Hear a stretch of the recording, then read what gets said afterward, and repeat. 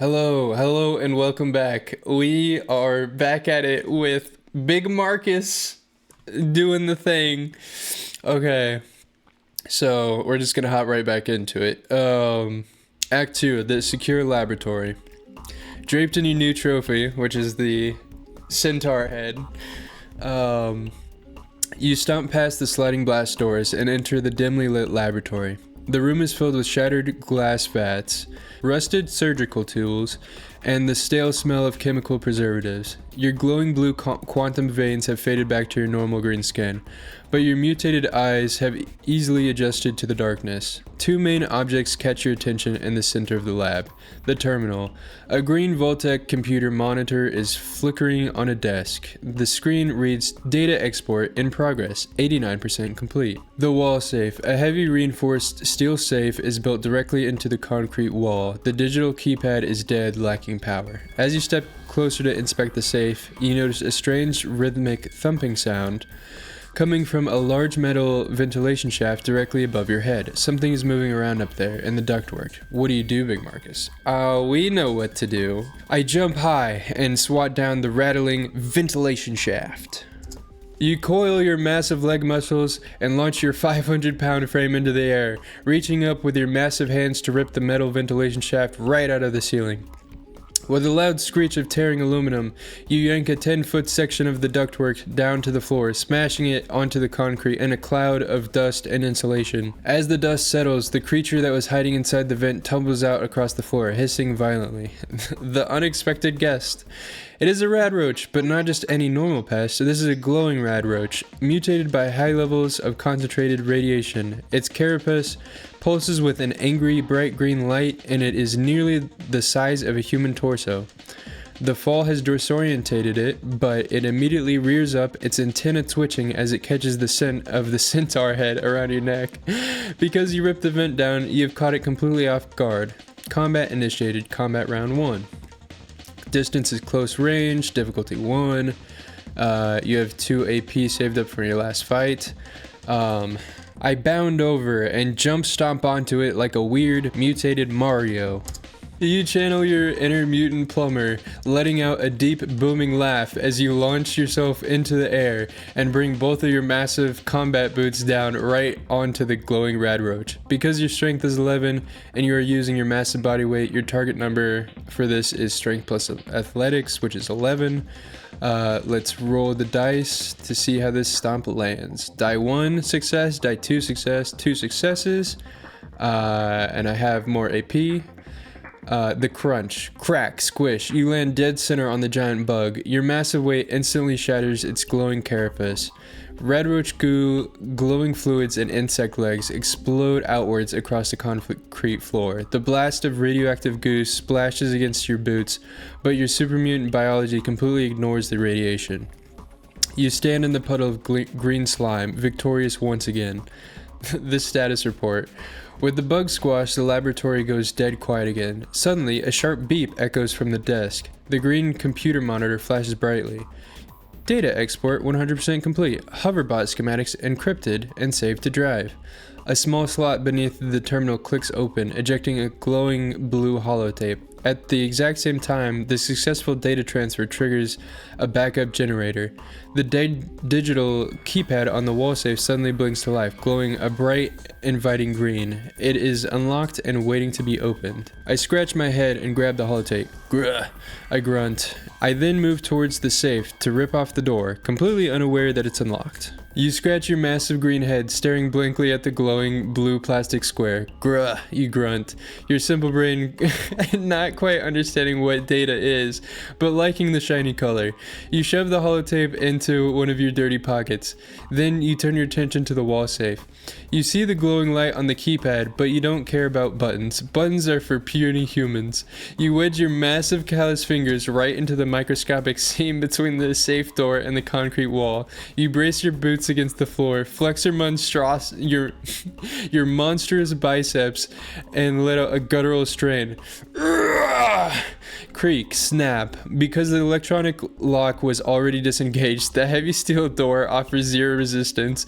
You pull with such terrifying force that you rip the safe door completely off its steel hinges, tearing a chunk of the concrete wall out with it. You toss the 40-pound slab of metal over your shoulder, where it smashes into a glass desk. Inside the dark recesses of the safe, you find 3 items left behind by the old war. A map. A dusty hand-drawn map of the Mojave. It has a heavy red circle drawn around a location called Repcon Test Site, with the words, "Get the parts here," scribbled in the margin. A plasma rifle. Nice. A high-tech energy weapon that shoots glowing green balls of superheated matter. It is a big gun, your specialty, though it looks a bit like a plastic toy in your massive hands. I thought plasma rifles were just small guns. I didn't think it was a big gun, but alright. And 3 microfusion cells. The heavy brick-like batteries needed to power the plasma rifle.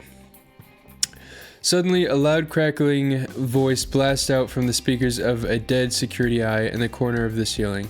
It isn't an automated recording this time. It is a real live voice, tinny, panicked, and sounding like an elderly human man. Hello? Is somebody down there? I saw the data transfer complete, but the security monitors just showed... Wait, is that a super mutant wearing a centaur head? Oh dear goodness, listen to me. Giant green fellow, if you can understand me, please don't smash anything else. I am trapped in the observation tower above you. Ghoul scavengers have pinned me down. Help me, and the prize in this bunker is yours. The voice cuts out in a wave of static, followed by the distant sounds of gunfire echoing down from the upper levels. What do you do, Big Marcus? Puny human need help. Scratch his head. Better have good prize. Puny human better have good prize. You rumble into the empty room, your voice vibrating the loose wires hanging from the ceiling. You grab the plasma rifle off the shelf. It feels light and fragile in your massive hands, like a plastic toy, but the glowing green tubes on the sides look promising. You slam a heavy microfusion cell into the battery slot with a satisfying clack.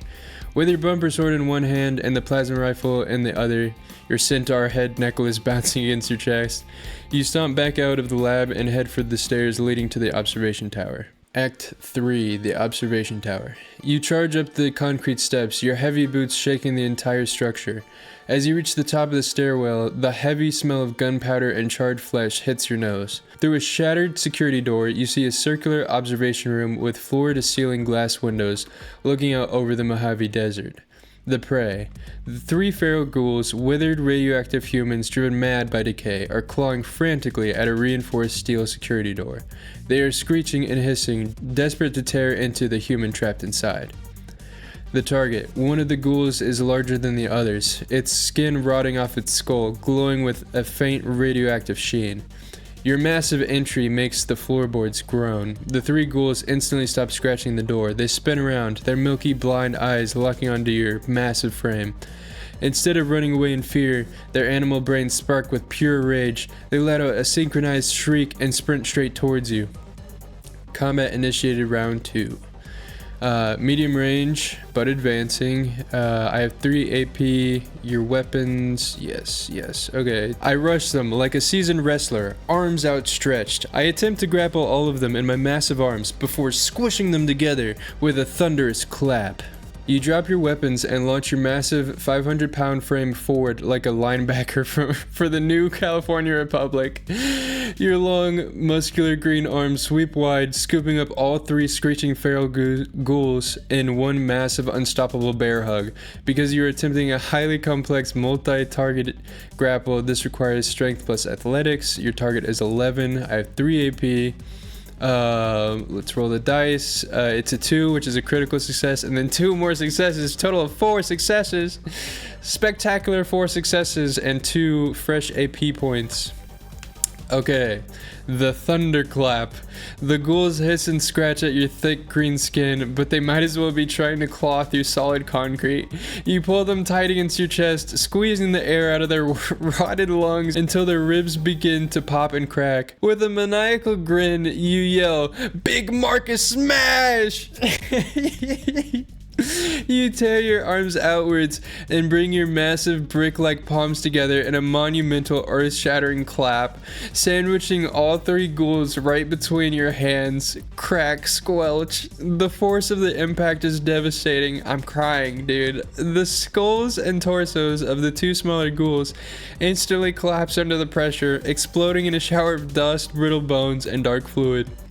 The larger glowing ghoul's spine shatters completely and it drops to the floor like a wet rag, twitching weakly but completely neutralized. The prize awaits. You wipe the rotten ghoul dust off your chest right next to your dripping centaur necklace. The heavy steel security door slowly clicks, unlocks, and creaks open. Peeking out from behind is a short, bald, elderly human man wearing a stained grease monkey jumpsuit and thick, cracked welding goggles.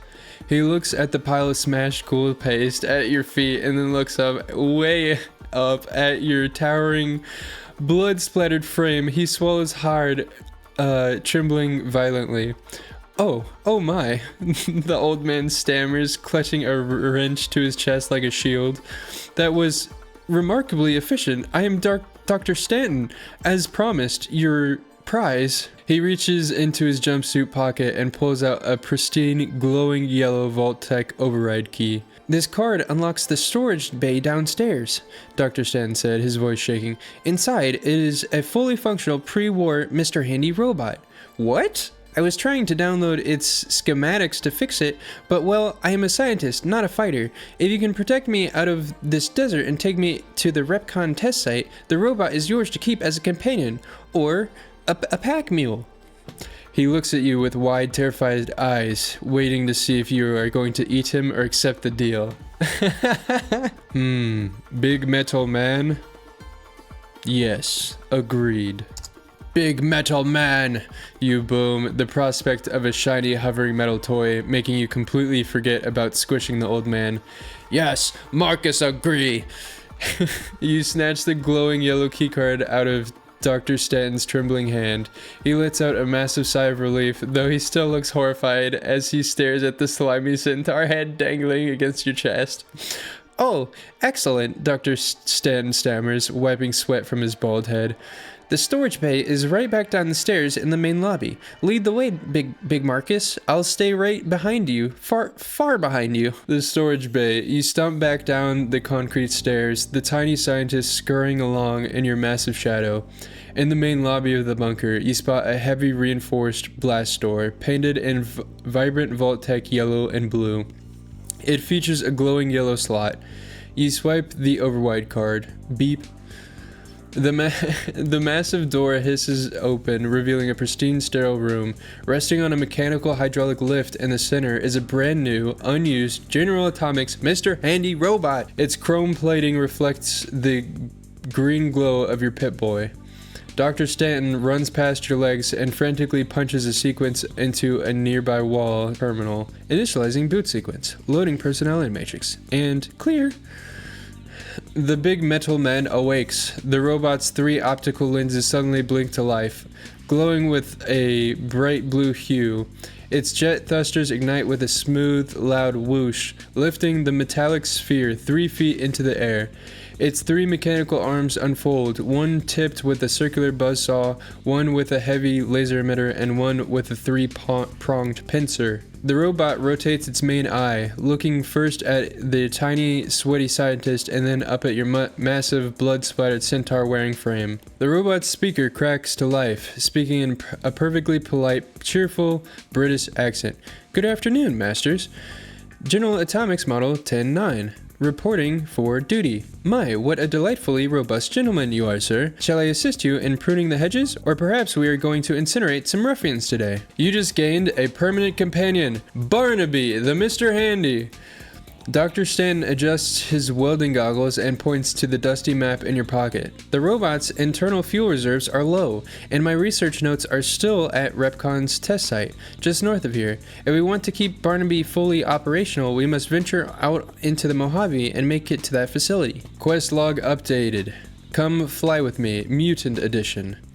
Objective: escort Dr. Stanton and your new robot companion Barnaby across the dangerous Mojave wasteland to the Repcon test site. Current squad: Big Marcus, the Muscle, Dr. Stanton, the Brains, Barnaby, the Metal Man. As the three of you step out of the dark bunker, the blinding heat of the Mojave sun hits your face. The highway's stretch ahead is long, dusty, and full of danger. All right, that was freaking awesome. I love that. I hope you love that, because man, that was a fun time for me anyway. I hope it was a fun time for you. But that is gonna do it for this episode. We will catch Big Marcus in the next episode. Bye.